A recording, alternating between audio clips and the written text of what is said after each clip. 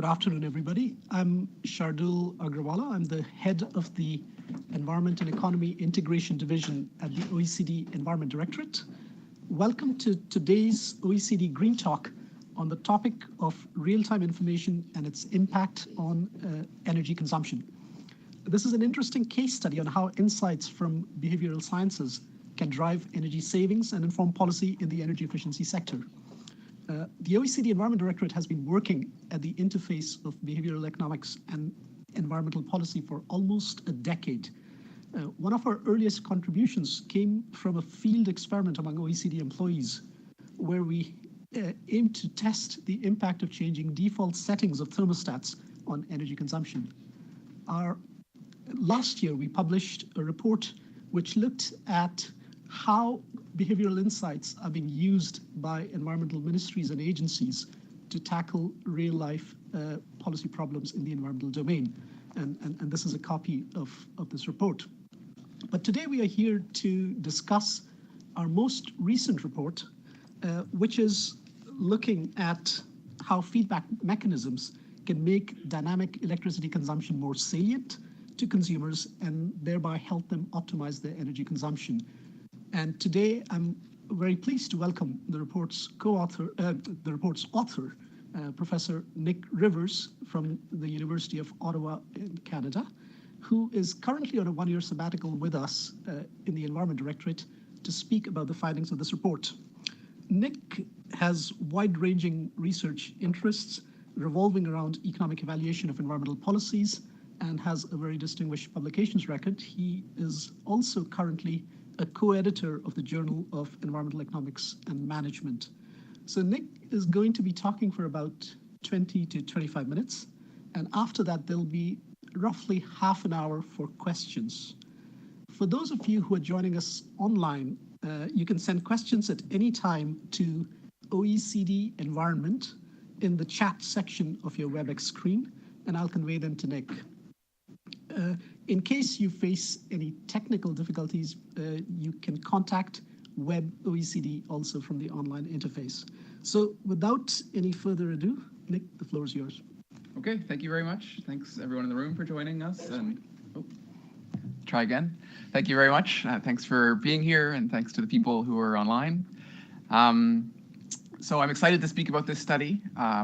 It's something that I should mention, the case study that I'll be speaking about is something that I did work on with a co-author, Steve Martin, who was a PhD student at the time. And so there is a technical paper, leveraging the smart grid, that just came out through the OECD, and it's got kind of more details on the statistical stuff that we did in the paper. And I'm going to gloss over a lot of that and talk more about the kind of the big picture results and the insights that we got out of this case study. So this is a paper we called Leveraging the Smart Grid, the Effect of Real-Time Feedback on Consumer Decisions. And I want to start with an analogy. So here's the analogy. I want you to imagine that you've just moved to a new country, and you don't know the way things are done, and you go grocery shopping for the first time. So you're in the grocery store, and everything looks kind of the way you're used to. So you start filling up your grocery cart, you get some apples, and you get some eggs, and you get some milk. And after you've picked up a few of these items, you're surprised to find that there's no prices listed on any of these groceries. And so you look around, and there's no prices on any of the groceries in the grocery store. And so you fill up your basket, and you proceed, and you find out there's no checkout in the grocery store. And so you notice that there's this electronic scanner, and as you pass through the electronic scanner, all of your groceries get added to a grocery tab, which you can't see. So you walk out with your groceries, you don't know how the price of the groceries was, you don't know how much you spent altogether, you've got this invisible tab. And then, as other members of your household go to the grocery store over the next little while, they go shopping as well, and they don't see any prices for any of the groceries they buy, and their groceries also get added to the same grocery tab. And so you're wondering how all this works, and you wait for a couple of months, and all of the groceries that you're buying, where you can't see the prices, get added to this tab invisibly, so you can't see how much you're spending. But after a couple of months, you get this invoice in the mail. And the invoice says you spent $916 or 916 euros and 31 cents on groceries over the last 2 months, and so can you please send us some money to cover this grocery bill? And so you've learned how grocery shopping works in this new country that you just visited. And if this sounds like a really weird way to organize your grocery shopping experience, well, most of you are probably with me by now. This is the way, basically, we organize our electricity consumption experience. And so when we're consuming our electricity, most of us are making electricity consumption decisions continuously. We turn on lights, we turn on dryers, we turn on microwaves, whatever it is. Those decisions are made by multiple members of our households. Whoever's living in the household is, turning on lights or computers or whatever it is, plugging in their iPhones. And although we're making these decisions again and again, kind of in real time over those couple of months, we only see the expenditures that we make on electricity either on a monthly or more typically on a bi-monthly basis, just the way I kind of described in my grocery shopping analogy. And so we have this real difficulty linking the decisions we're making on a real-time basis, on a kind of continuous basis when we consume our electricity, with the associated market transactions. It's not at all apparent to most of us how much it costs when we make an electricity consuming decision. It's not obvious what it's going to cost us when we flick a light switch or when we turn the dryer on. And it's not obvious for a couple of reasons. First of all, for most of us, we don't have a good sense of what the electricity consumption requirements of the various household appliances in our house are. We don't know how many kilowatt hours of electricity it takes to turn the microwave on for a minute, or to turn the dryer on for 2 hours, or to turn a light bulb on for the day. And in addition to that, many of us don't have a good sense of what the price for electricity is. So what the cost of consuming, the all-in cost of consuming a kilowatt hour of electricity is. And so we're kind of in this blind situation, just like in my grocery store example, where it's really difficult for households to optimize over decisions in the electricity market. I think this is changing, and in part, this situation is changing due to the increasing prevalence of smart or digital electricity meters. So what is a smart meter? Well, a smart meter is basically a two-way digital meter that offers a way to improve information availability to consumers. So I've drawn a picture, or taken pictures of a typical or conventional analog electricity meter on the left-hand side here, and a smart or digital electricity meter on the right-hand side. They look pretty similar. Both of these devices sit outside your home, attached to the outside of your house or a pole or something, but they're quite different inside. So the conventional or analog electricity meter is only able, it's basically a counter, counts the amount of kilowatt hours of electricity that's being consumed, and it can only count over the entire billing period. And so that's every 2 months or every month. It counts the total amount of electricity that's being consumed by the household over that billing period. A smart meter, in contrast, is able to put a timestamp on electricity consumption. So it knows that if you consumed a certain amount, ran your dryer, and it required 1 kilowatt hour of electricity, it's going to be able to put a timestamp on when you consume that electricity. In terms of communication, there is no kind of inherent communication built into a conventional electricity meter. The way these things are read is, as you know, is that there's a meter reader that comes to your house once every couple of months or every 4 months and reads these analog dials, and then that's what the bill is based on. In contrast with a smart or digital electricity meter, most of them have the potential for two-way communication. That means that they relay information on a near real-time basis back to the utility, so that there's no meter reading that happens physically. It just happens digitally all the time. And they also have some potential for relaying information to the household on electricity consumption or price. And we'll talk more about that. In terms of pricing, because an analog meter or conventional meter just records the total amount of electricity consumption over the entire billing period, it can only apply one price to that quantity of electricity consumption, one per unit price.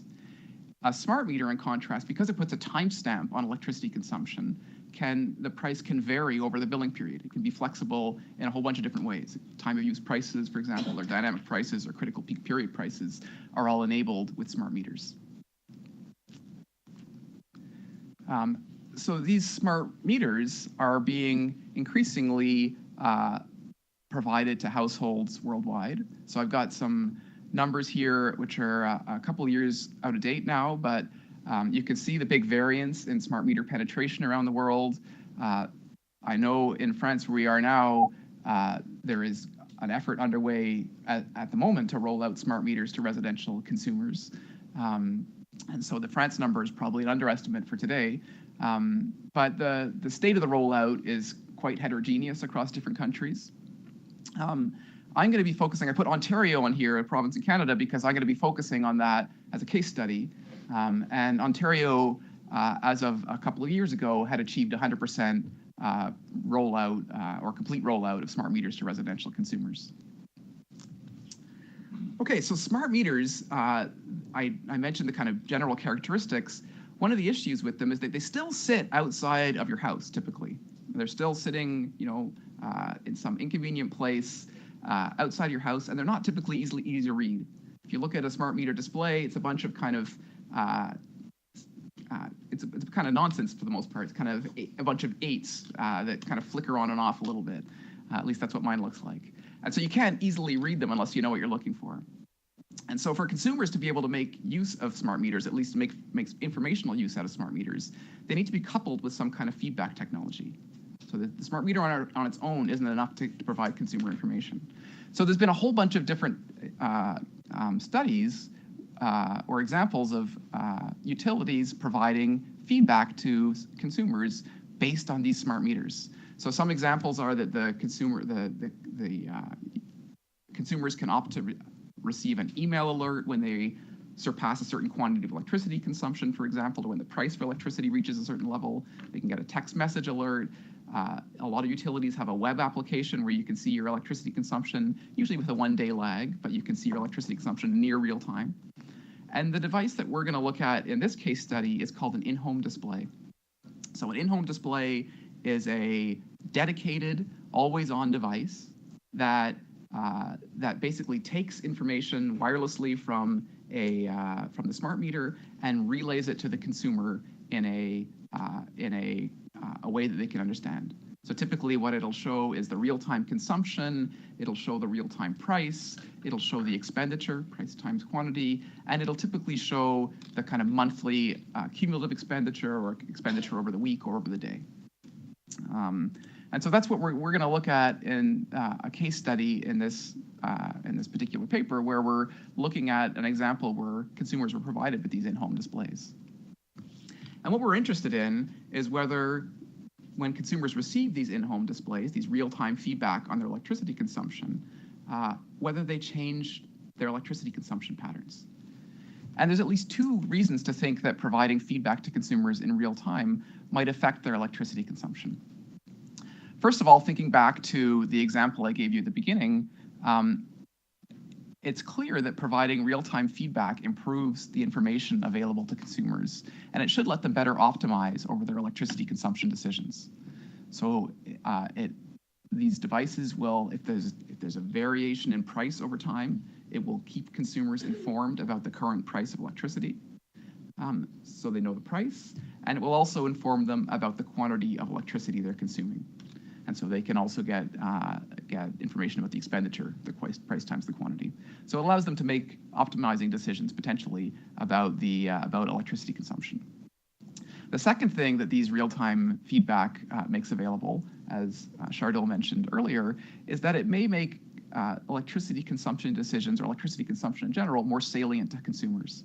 So for most of us, we pay our bill kind of invisibly every couple of months. We don't think a lot before we turn on our dryer or turn on our light, and it's possible that having a real-time display in your house may make it more evident to you that these decisions have an effect on electricity consumption and on expenditures, and that in itself may impact people's decisions. So this is a study where we're going to try to evaluate the effect of real-time feedback using these in-home displays on consumer electricity demand. We're going to leverage a large-scale rollout of these in-house displays to households. And it's important that we get a really big sample, because it is really difficult to get precise effects, to estimate precisely the effect of any intervention on consumer electricity demand, because consumer electricity demand is so variable. So having this big sample allows us to make precise estimates of the effect of the IHDs on consumer electricity demand. We also, as you'll see, observe households once they get these things for a fairly long time. And so we can get some sense about whether the effect of this intervention is persistent or not. And then the third attribute of this study is that it's a quasi-experimental study, a natural experiment. And so we argue that it reveals the causal effects of real-time feedback on consumer electricity demand, and that it's not driven by what are called Hawthorne effects. So these Hawthorne effects are the idea that if consumers know that they're in an experiment and they're being monitored, they may behave differently than if they're not aware that they're in an experiment. And this situation was a quasi-experiment. It wasn't an experiment, and consumers weren't told they were being monitored. They weren't being monitored, really. And so we shouldn't expect this problem with potential Hawthorne effects. So basically what we do, and again, I'm not going to get a lot into the statistical details. You can look at the accompanying paper if you're interested, is to try to estimate the effect of real-time electricity feedback on consumption using a large-scale rollout of these IHDs in Ontario. And we're going to leverage the fact that these were rolled out to households very slowly and partly in response to constraints at the utility over a one-year period as a natural experiment. And basically, statistically, what we're going to do is we're going to compare the electricity consumption of a household just before and just after it receives an in-house display. And we're also going to have this big control group of households who haven't yet received an in-house display, which helps us to control for kind of any time variant changes like weather, for example, or statutory holidays or that kind of thing that affect electricity consumption. One more point of context, and this is something I kind of alluded to earlier, is that these smart meters enable interesting tariffs for electricity. And so the tariff that's in play in Ontario is called the time of use tariff, where the price of electricity varies according to when in the day it is consumed. You can see this slide shows the winter schedule and the summer schedule, and you can see that overnight the prices are low, and then in the peak periods during the day, the prices become about double the low periods. So we're going to use this different schedule to try to understand whether consumers respond more to, or consumer responses to electricity prices change when they get an in-house display. In terms of data, we follow about 7,500 households who, all of those households at some point in our study receive one of these in-house displays. We have data over 2 years, and we have the data from the smart meters themselves. And so this means that we observe electricity consumption every hour over those 2 years. And so if we look at the hourly data, it works out to about 130 million observations of electricity consumption, which is an enormous data set, obviously. And then if we just look at daily data, which I'm going to present some results with, we have about 5 million observations of daily electricity consumption. So again, these really big data sets allow us to make precise estimates of what the effects of these of what this intervention was. This is just a slide to show you that this was a useful or a valid quasi-experiment. This is on the left, you can see a density plot of the electricity consumption for households that got one of these in-house displays early in the study compared to the density plot for electricity consumption for households that got one of these IHDs later in the study. And so this density plot shows the electricity consumption for households before they got one of these in-house displays over the same period, so before this program ever began. And you can see that the early adopters, or the people who got these things early and the people who got these things late, had exactly the same consumption before this study began. And so that's what this density is. They're basically exactly the same. And then there's a couple of statistical tests here which kind of reinforce this notion that the groups of people that got this device early and got this late are exactly the same in terms of their electricity consumption before they got this device. In terms of estimating the effect, we estimate this with a longitudinal or panel data approach, where we're comparing a household to itself before and after getting this in-house display and controlling for time trends from looking at control households. We estimate a bunch of different models, and I'm not going to show them all here, but the main results of the study are given in the table on the right-hand side, which suggests that once a household receives this in-house electricity display, it cuts its electricity consumption by about 3%. So it reduces electricity consumption by about 3%. And what I'm going to do in the rest of the talk is slice and dice this number so we can get some understanding what the mechanism was, and so we can understand when the effect occurs. Okay, so first of all, we're going to leverage this hourly data to try to figure out what the effect of this intervention is by hour of the day. So does that 3% happen mostly in the morning or mostly in the afternoon? And this is interesting because households have a different ability to respond at different times of the day. Sometimes they're sleeping, sometimes they're at work and not at home. Sometimes it's important to heat the house and sometimes it's not, that kind of thing. So they have a different ability to respond at different times of the day. And because of the pricing schedule that I showed you earlier, they face different prices at different times of the day. And so they have different incentives to respond at different times of the day. But what we show in the study is that there's basically very little deviation in the average effect across the different hours of the day. For the most part, the effect is centered on this 3% across all the different hours of the day. There's a slight deviation that happens just before 7 in the morning. And I'll point out that that deviation and the one that you see later on at 7 in the night, neither of those are driven or should be driven by the time of use pricing schedule. They both kind of run counter to the time of use pricing schedule. So the big reduction between 6 and 7 a.m. is when the prices are low.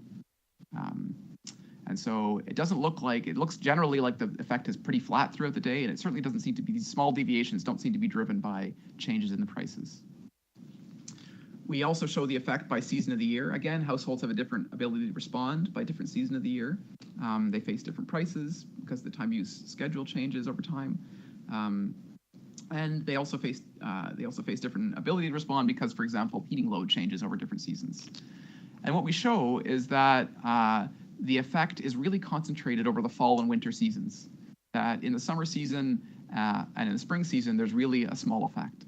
And so it looks from this figure that maybe it's the heating load that's driving this effect. And so in order to figure that out, we run the regressions again, but this time interacting the effect of the IHD with the temperature recorded outside. And this is the effects by outdoor temperature in the graph on the right-hand side here. And what you can see is that once a household, when it has an IHD, responds substantially to the IHD when the outdoor temperature is cold.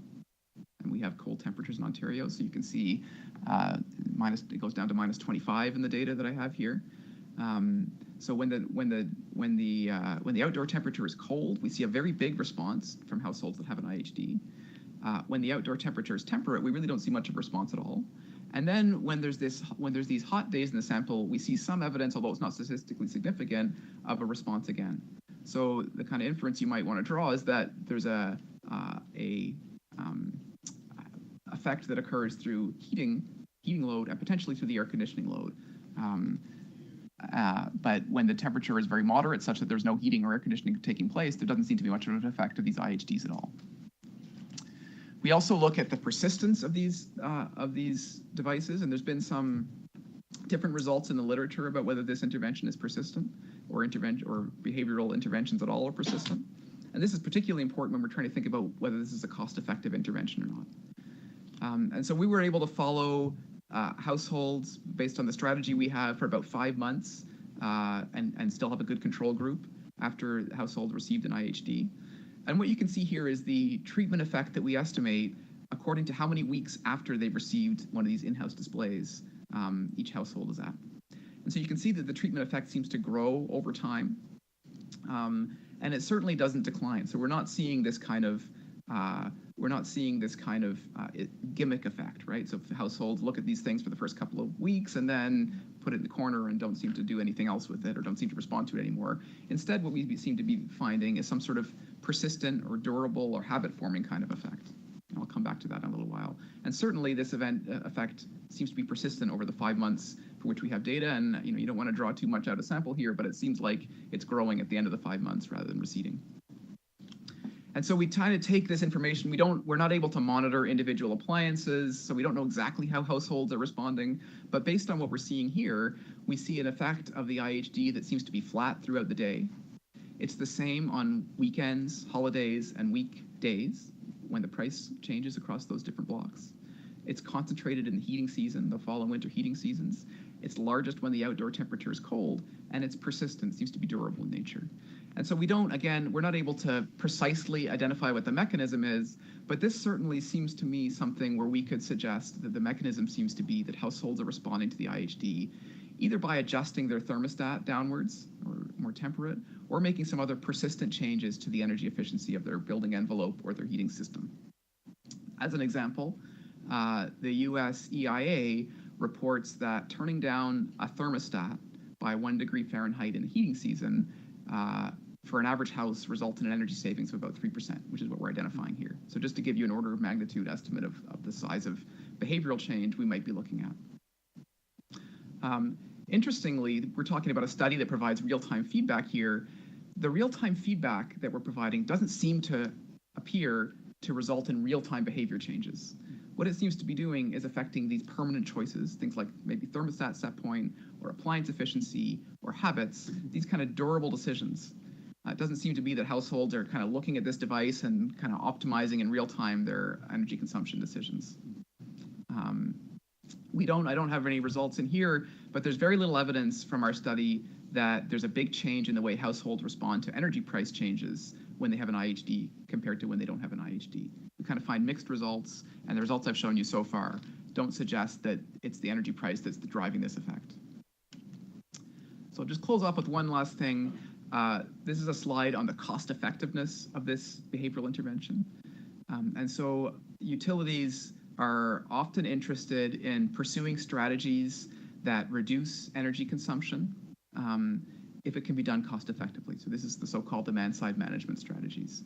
And this seems like this is potentially a cost-effective demand-side management strategy, right? We're showing that just providing consumers with information about electricity consumption can yield a roughly 3% reduction that seems to be persistent in electricity consumption. And so what I've done here is done some calculations about the cost effectiveness in terms of dollars per kilowatt hour. This is the metric for the Canadian data. In terms of being competitive in dollars per kilowatt hour terms, comparing to other sources of electricity supply or to other demand-side management interventions, you would want to be in the range of somewhere like 4 to 8 cents a kilowatt hour. And so that's what this gray band is here. And what I've done is estimated the cost effectiveness of this intervention, assuming that these devices cost about $100, which is about the retail price. And what you see here is how long that the device has to last for, or the effect of the device has to last for before the device gets cost effective. And so if we just take the reference price, it looks like we need about a 10-year effect before this device becomes a cost-effective demand-side management strategy.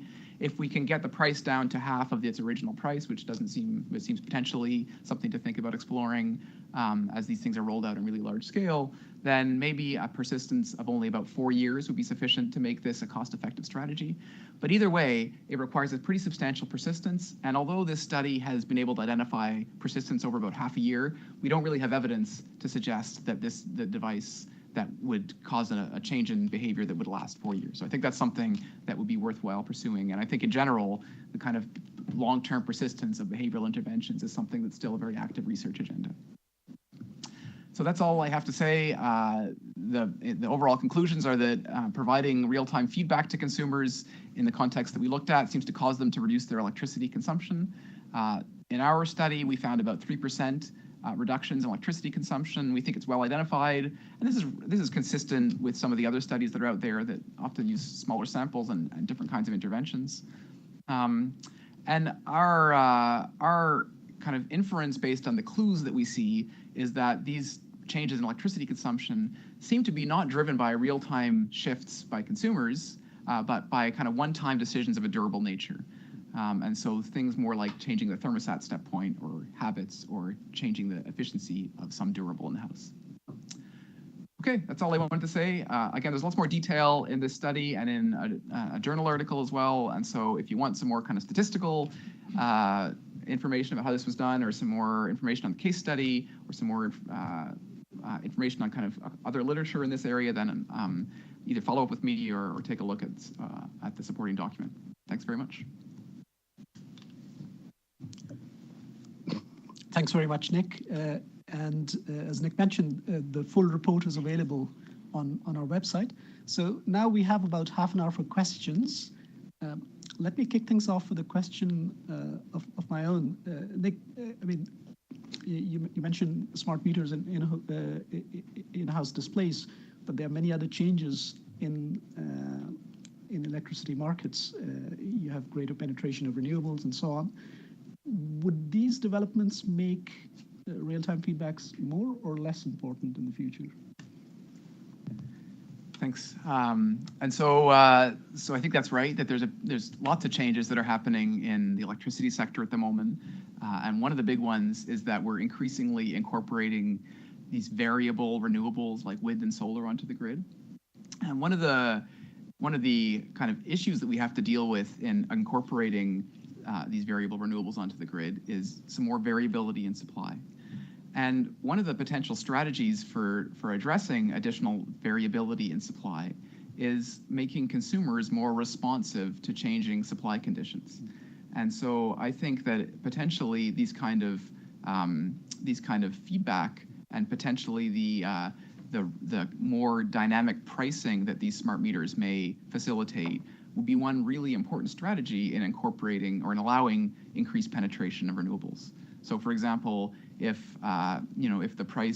there's a big surge in wind, or it's a really sunny day, for example, we're going to have an excess or a lot of supply of electricity, it's going to make the price low. Well, that's when you want to do your laundry, right? And so if we were able to know from our little device that the price of electricity was low at a certain time, or was forecast to be low at a certain time, we could schedule our energy-consuming devices or energy-consuming activities to match that time. And so I think that as this change in the electricity markets happened, then certainly this is a technology that seems to be complementary to that kind of technology.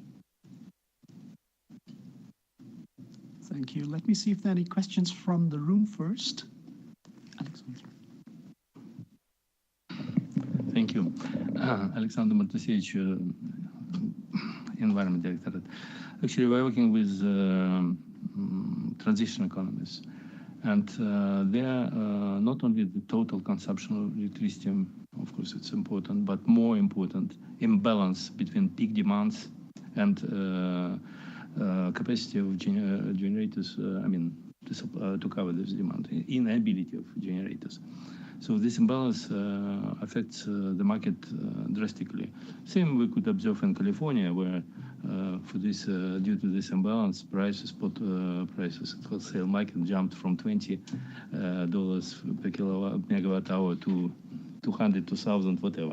So I believe that this feedback will be more important for reducing this imbalance than for reducing total consumption. Have you undertaken any studies? This is my question. And second is comment that I believe that these results are not so easily transferable to other countries, because look at France, for example. Base load is covered by nuclear power stations, peak demands are covered by hydroelectric stations. Tariff was fixed a decade ago for many, many decades, once forever. Nobody cares. There is no differentiation of tariff between daytime and nighttime, etc. So nobody cares about. I will never even look at this display because I pay the same price and it's fixed for forever almost. So and also structure of the market. Is there any substitution for electricity, for example, for heating? If there is substitution, results will look very differently, etc., etc. So I think the results are very country-specific, market-specific, and are not that easy to transfer to or apply to other situations. Thank you. Thanks for those comments. First of all, I think you're absolutely right that these are country-specific results. I think that as we do more and more of these case studies, we start to get a better feel for how the results are likely to change in different contexts. So I think that's right. So the first question was about peak shaving. So your interest is in not just the overall quantity of energy that's consumed, but do these devices have big impacts on when electricity is consumed? And I would say that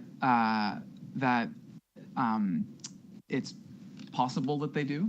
Certainly, there have been studies with these real-time feedback devices in situations where critical peak pricing is used. And so critical peak pricing basically sends, although you might pay an average of, let's say, 10 cents a kilowatt hour normally, during some critical period when the electricity market is really tight, maybe you pay 5 times that much, right? So this is sending a really strong signal to the consumer. Now you can't send that signal without a smart meter. But with a smart meter, you can send this kind of signal. And it's been shown that consumers do respond to this kind of signal when they have real-time feedback, respond more to this kind of signal when they have real-time feedback. And so I think that if that's the goal, if addressing peak loads is the goal, then a program could be designed to address peak loads. I think one of the things that's going to require is a willingness on behalf of both the utility and the consumers to have a pricing schedule that reflects tightness in the electricity market. And so it's going to have to be a pricing schedule in which when there's a limited amount of supply or when the electricity market becomes really tight, that consumers get faced with a price signal that's commensurate, that the price signal goes up when the electricity market doesn't have a lot of slack capacity. And so I would say in general, either consumers or utilities haven't been that willing to have that kind of price signal. Economists certainly have advocated for that kind of price signal for a long time, and I would think that there's been studies that suggest that it's welfare improving for consumers, but it's often difficult to the transition towards that kind of change in price signal can be difficult. I think that was kind of your second question too. Can we, you don't believe that in a place like France that there would be much appetite for differences in price signals? I would say, the Ontario context is, most of the power is provided by nuclear, 60%. So it's not that different from France in that regards. The balance is provided by, it's a mixture now of hydro, gas, and renewables. So perhaps not that different in context. Canadians aren't known for having that high of energy prices, and so I would guess that the context isn't that different. But certainly introducing these different electricity prices schemes is not a straightforward political economy matter. It can be difficult to impose them, even if we think that they're a measure that could result in conservation cost effectively. We have quite a few questions posed online. There are a number of questions which relate to details about consumer behavior. So there's a question from Andrea Capaccio asking whether you also collected qualitative data to understand how participants changed their behaviors and what were the main struggles they had with IHD devices. And there's a second question related to that from Douglas Morit, who's asking, were there any programs for the utilities to educate the households in terms of how to use these displays and what's the link between the metering and cost savings?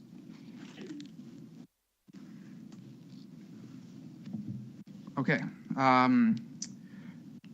Right. So the first question is straightforward. We didn't collect qualitative data. We weren't able to collect qualitative data. So we were given access to kind of the smart meter data, which is, for privacy reasons, separated from a lot of the demographic data. And so we didn't know anything about the households other than an identifier, a numerical identifier. The only thing we can say with regards to that, we tried to figure out whether there was more response to these in-house displays by households that were originally really big energy consumers compared to really small energy consumers. So was there heterogeneity in the response according to that metric? And there wasn't really, or there wasn't any kind of clear pattern in heterogeneity. And so that's as far as we got with the kind of demographic side of things. Programs for utilities. So the second question, I'm not sure I understand the second part of it, which is about the relationship between metering and cost saving. But in terms of the first part, there's lots of programs that are offered by the utility for energy conservation. There wasn't, as far as I know, a specific program relating to how to use these devices. They were pre-paired with the smart meter, and so households received them, and they were automatically connected. They should be plugged into a wall outlet, and so they're pretty self-explanatory. I'll take one question from the room. Nick? That's a great study, very interesting. I guess you were struck by the fact that there wasn't much real-time response to changing prices with the presence of the meters. And so when you were presenting the cost effectiveness results, I was wondering if you thought about it in comparison with other types of interventions? I mean, it would seem that they're not really using the real-time behavior.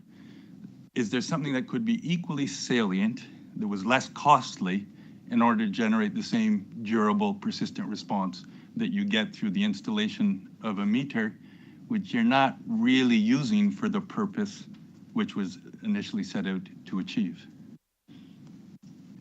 Right. I just want to separate these two devices I'm talking about, right? Yeah. There's a smart meter and an in-house display. Yes. So these two different devices. The smart meter has a bunch of costs and benefits, which I didn't talk about here. Yeah. So it's a different proposition. So there's in terms of the smart meter, it provides potentially benefits to the utility, and they haven't got to send someone to read your bill. It provides potentially benefits in terms of allowing the utility or the grid operator to balance load better, potentially prevents theft of electricity. So there's all kinds of things that, and it comes with a cost too. And so that's something I'm not going to get into, but it's a bigger question. I think it's an important one, but not something that we're going to address here.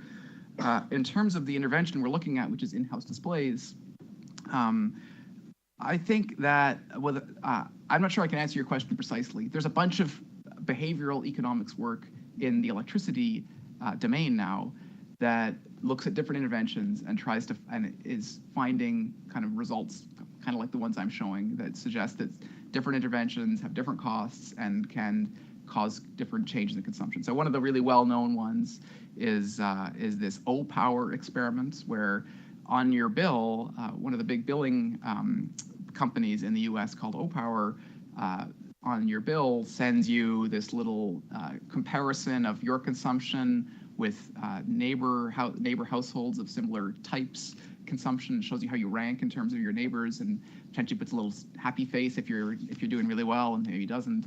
And so that intervention has been shown also to reduce electricity consumption.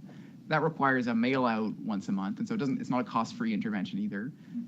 But as far as I remember, the effect of that is slightly less than 2%. So similar, not that far different in magnitude.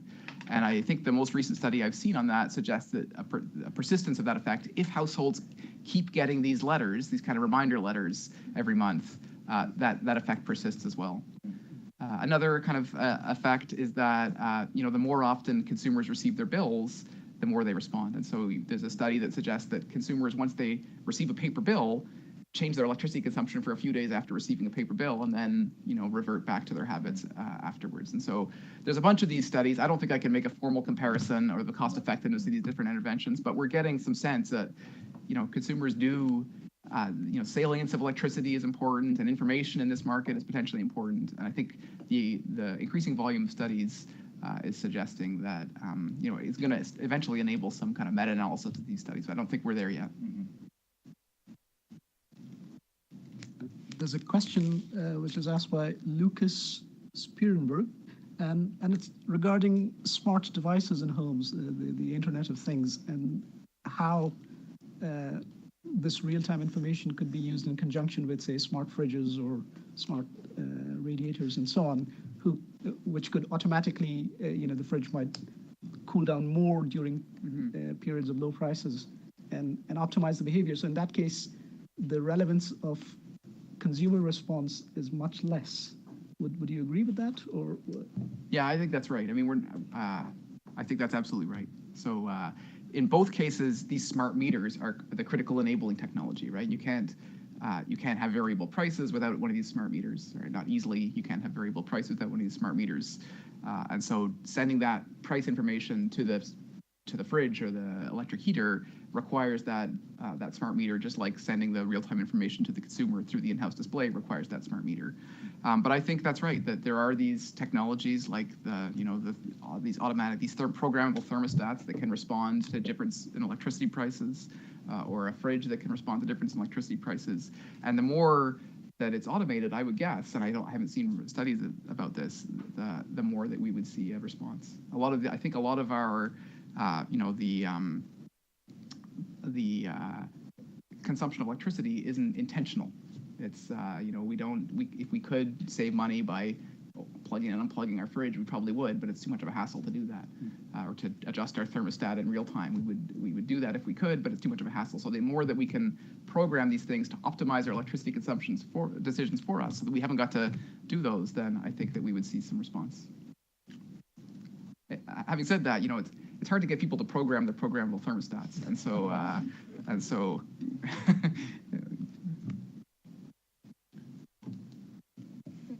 A couple of questions. I think you may have answered that in your response to the first question, but a couple of people online have asked how translatable are these results to a developing country context? I mean, I really don't have any idea. This is a Canadian case study, and I think a lot of the, I would say it's the results that we're getting out of this case study are quite similar to a bunch of the similar studies that have been done in other contexts, in particular in the US, I'm thinking of. And so I would say in that sense that I'm reassured that the results are somewhat generalizable. But I think that extending to a context that's way different than the study it would be fraught. And so I don't really know how easily they would be portable to other jurisdictions that are very different than the one it was done in. I think this is the case with most empirical studies.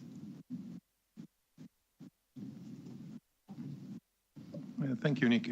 Just a question. Can we expect a rebound effect related to this feedback real-time information? In the sense, if I'm a household and I can observe that my consumer or my cost is very low, then I will increase my consumption? That's a great question. So, I mean, I think the first thing to say is that it's not obvious what consumers will do when they get one of these things. If I believe that turning on a light for an hour costs me 50 cents, and I find out that it only cost me 0.06 cents, well, I'm likely to use more lighting. And so I think it depends on how misinformed and what direction the misinformation of consumers is. And we don't have a good information on that.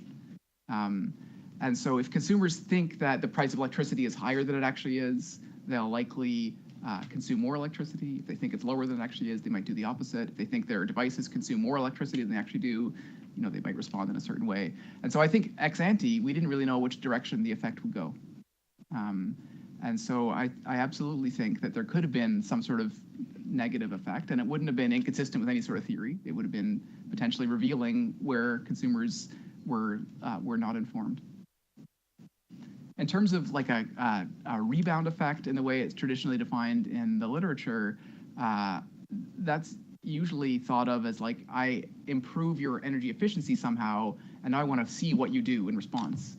And that's not exactly what's going on here. This is something where we're telling people more about what the actual electricity consumption was, but not actually improving their energy efficiency. So the idea of the rebound effect is, I'm going to take out your old incandescent light bulbs, which use a lot of energy, and replace them with LED light bulbs, which use very little energy. And your response, the rebound response, might be that you're going to turn your lights on a lot more.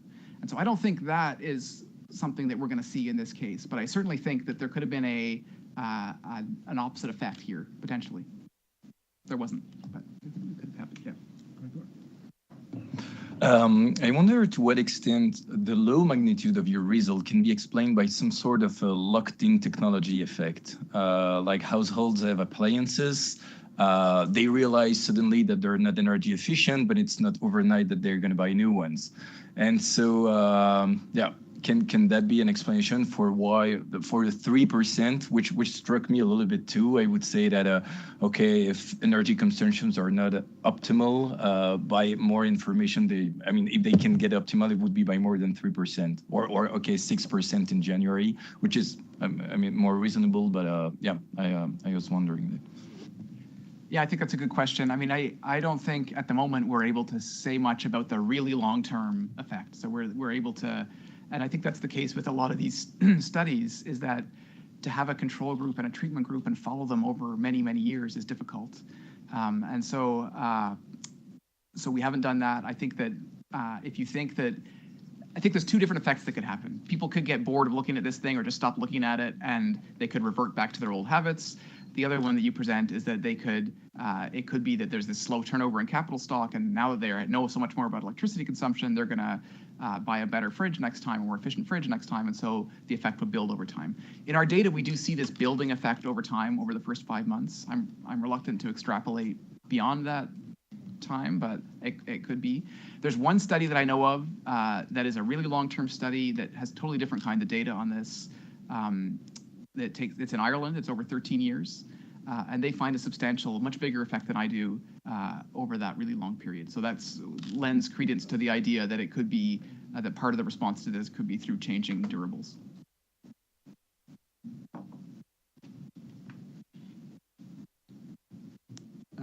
There are a couple of questions, again, coming back to what are consumers responding to. So if changes in prices are not driving the changes in consumption, what are the factors which are the main drivers?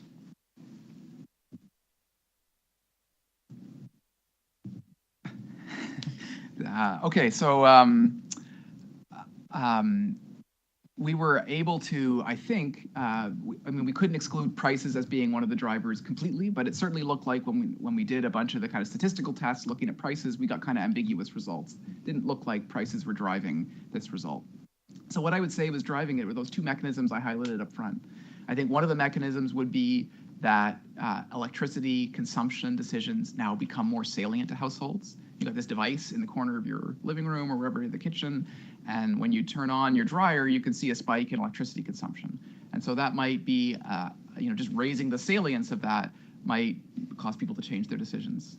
And the second thing that I would say is that it's providing information. Go think back to that grocery store example where people were shopping with no prices and they didn't get their bill for 2 months. Imagine now you go to the grocery store and they put prices on and you pay the bill when you go out the door. Well, that could cause you to change the kinds of groceries the quantity or the type of groceries you buy. And I think it's the same thing with the electricity. As people learn more about what the electricity costs when they consume it and learn more about how much their devices consume when they've turned them on, then they may well change their decisions. So I think those are the two big mechanisms.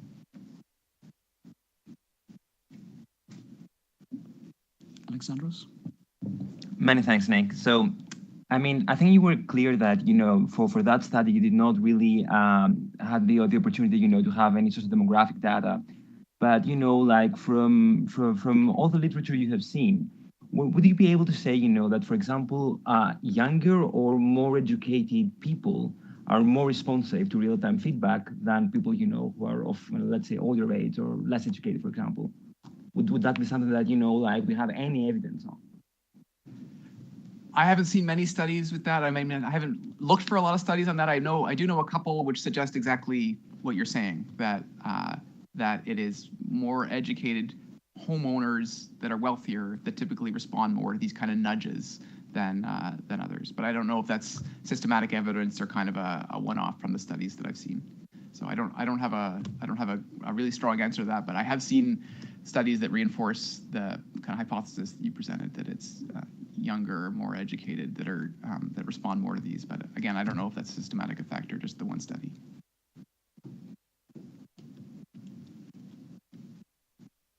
We're now reaching the end of our session. So I just wanted to thank Nick again for an excellent presentation and paper. And just join me in giving him a round of applause.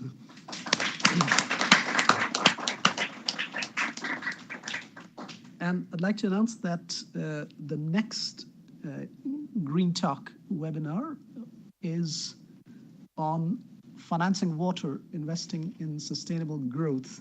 And that's going to take place on the 9th of April at 4 p.m. Paris time.